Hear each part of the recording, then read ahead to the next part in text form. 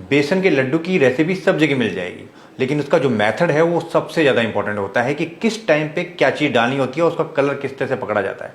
सारी ट्रिक्स हलवाई वाली आपको बताने वाला हूँ इस रेसिपी में, तो चलिए मिलके बनाते हैं। यहाँ पे ये 3 मेजर इंग्रेडिएंट चाहिए। सबसे पहले ये बेसन। दानेदार लड्डू बनाने के लिए जो बेसन चाहिए वो भी दानेदार होना चाहिए, मतलब कि मोटा वाला होना चाहिए। चलिए आपको दिखा देता हूँ एक बार। ये देखिए मोटा बेसन। अगर ये नहीं है तो क्या करें, जो घर पे आपके जो नॉर्मल बेसन है उसमें थोड़ी सूजी मिला दीजिए। 4 भाग बेसन 1 भाग आप सूजी मिला दीजिए। सेम इसी की तरह ये बन जाएगा। जितना बेसन है उसका आधा डलता है इसके अंदर भूरा। ये पिसी हुई चीनी नहीं है, ये भूरा है। इसको तगार भी बोला जाता है। किसी भी किराना की दुकान पे जाएंगे आपको आसानी से मिल जाएगा, चाहे आपका बहुत बड़ा शहर है या छोटा सा टाउन है या गांव है, सब जगह ये चीज़ आसानी से मिल जाती है। वरना ऑनलाइन भी आप मंगा सकते हैं, भूरा के नाम से मिलता है। पिसी हुई चीनी नहीं डालते हैं। पिसी हुई चीनी के अंदर क्या होता है, करकर लगती है, ऐसा लगता है जैसे मिट्टी डल गई हो। हमेशा भूरा का इस्तेमाल किया जाता है, वो बेटर रिजल्ट देता है।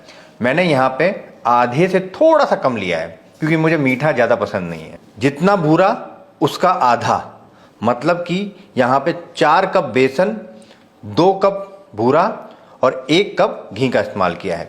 मैंने सभी चीज़ें इस कप से मेजरमेंट की है। आप चाहें तो किसी घर की कटोरी से भी ये काम कर सकते हैं, ज़रूरी नहीं है कप का इस्तेमाल करना। तो चलिए प्रोसेस स्टार्ट करते हैं। यहाँ पे एक मोटे पैंदे की मैंने कढ़ाई ली है, इसमें डालते हैं घी। लगभग सारा घी डाल देंगे, थोड़ा सा घी बचाएंगे लास्ट में डालने के लिए। घी को हल्का सा मेल्ट होने दीजिए, उसके बाद ही बेसन डालना है, लेकिन गर्म नहीं करना, हल्का सा मेल्ट हो जाए बस। जैसे घी मेल्ट हो जाता है सबसे पहले बेसन डालेंगे। घी को बहुत ज़्यादा गर्म नहीं करना होता है, बहुत ज़्यादा घी गर्म हो जाता है तो जलने लग जाता है बेसन।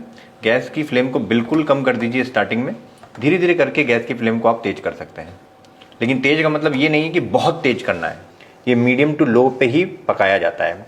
शुरू में बेसन घी को ऑब्जर्व कर लेगा पूरा, जैसे जैसे पकता जाएगा वैसे वैसे ही घी को बाहर छोड़ता जाएगा।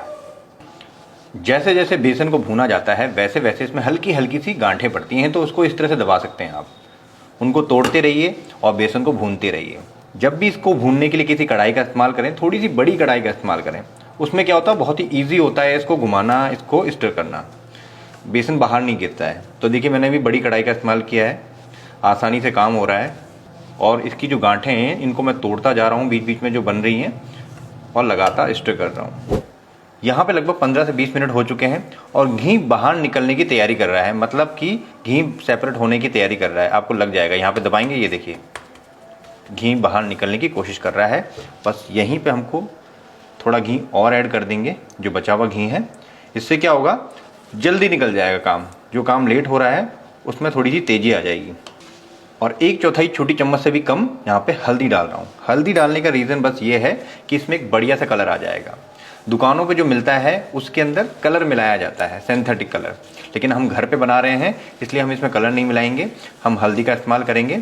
और इतनी सी हल्दी मिलाने से इसमें किसी भी तरह की हल्दी की स्मेल नहीं आती है, क्योंकि हमने मुश्किल से 3-4 चुटकी ही हल्दी डाली है।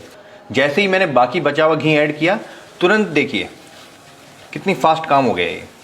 ये होता है फास्ट काम करने के लिए, इसीलिए हमने घी थोड़ा सा बचा के रखा था।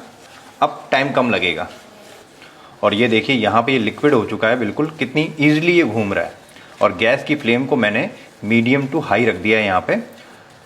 अब यहाँ पे हलवाई वाली ट्रिक, ये पानी की मैंने थोड़ी छींटे मारे इस तरह से। ये देखिए बबल्स तेज आ रहे हैं, क्योंकि घी ऊपर की तरफ आ गया है इसलिए बबल्स तेज आ रहे हैं। घी अगर ऊपर नहीं आता तो बबल्स इस तरह से नहीं आते हैं। तो ये भी एक चेक करने का तरीका होता है। दोबारा से दिखाता हूँ आपको, ये देखिए ये जो बबल्स आ रहे हैं, इसका मतलब ये है कि हो चुका है। कलर भी इसका हल्का सा ब्राउनिश होता जा रहा है। बस यहीं पे गैस की फ्लेम को आपको बंद करना होगा। ये बेस्ट तरीका है इसका पता लगाने का। तो चलिए इस मिक्सचर को किसी दूसरे बर्तन में ट्रांसफ़र कर देते हैं, क्योंकि कढ़ाई हमारी काफ़ी गर्म है, उसकी वजह से बेसन और ज़्यादा पकता चला जाएगा। मिक्सचर को फटाफट से किसी दूसरे बर्तन में खाली करना होगा। ये लीजिए, खाली कर देते हैं इसको, और किसी फैले हुए बर्तन में कीजिए, क्योंकि इसको ठंडा करना होगा।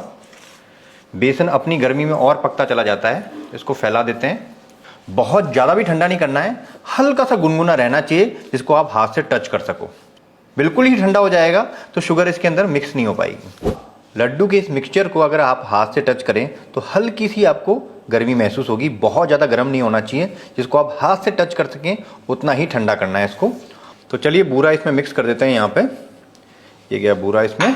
अभी आपको गीला गीला सा लग रहा होगा, लेकिन जैसे ही बूरा अच्छी तरह से इसमें मिक्स हो जाएगा ये सॉलिड फॉर्म ले लेगा लड्डू के लायक।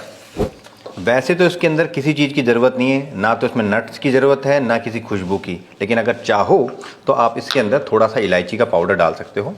3 से 4 इलायची है, हरी वाली इलायची, जिसको फ्रेश कूट के मैंने इसमें डाल दिया है। अच्छी सी खुशबू आ जाएगी यहाँ पे। इसको भी अच्छी तरह से मिक्स कर लेते हैं यहाँ पे। चाहे तो आप इसमें नट्स भी चॉप करके डाल सकते हैं, वैसे ज़रूरत नहीं होती है। सभी चीज़ें हमने मिक्स कर दी है। आप चाहें तो यहाँ पे टेस्ट करके भी देख सकते हैं, अगर आपको मीठा कम लग रहा है थोड़ा मीठा बढ़ा सकते हैं। वैसे जो हलवाइयों के पास मिलता है उसमें मीठा ज़्यादा होता है, क्योंकि चीनी थोड़ी सस्ती आती है ना। हमेशा आप देखना हलवाइयों की जो मिठाई होती है हल्का सा मीठा आपको ज़्यादा ही लगेगा। अगर आप कम मीठा खाना चाहते हैं तो मीठा कम भी कर सकते हैं, कोई दिक्कत वाली बात नहीं है। अभी हम अगर इसको लड्डू बांधने की कोशिश करते हैं तो मेहनत ज़्यादा लगेगी, क्योंकि ये भी गर्म है। हल्का सा जब घी ठंडा हो जाता है तो लड्डू बांधने में मेहनत कम लगती है। 5 से 6 मिनट इसको ठंडा होने देते हैं, उसके बाद ही हम इसको लड्डू बांधेंगे। लड्डू का मिक्स जब हल्का ठंडा हो जाता है तो उसके लड्डू बांधने में ज़्यादा दिक्कत नहीं आती है। ये हल्का ठंडा हो गया है, बहुत ही आसानी से इसके लड्डू बन जाएंगे।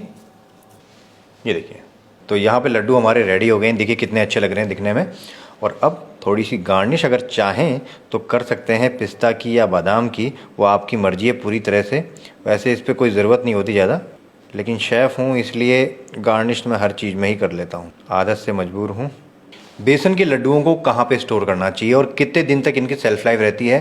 तो 10 दिन तक आप स्टोर कर सकते हैं इनको, लेकिन बाहर रूम टेम्परेचर पे। फ्रिज में रखने की कोई ज़रूरत नहीं है। फ्रिज में आप रखेंगे तो पत्थर बन जाएंगे, खाने में मज़ा नहीं आएगा।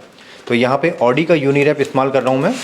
ऑडी का यूनिरैप नॉन स्टिक होता है और ये फूड ग्रेड होता है।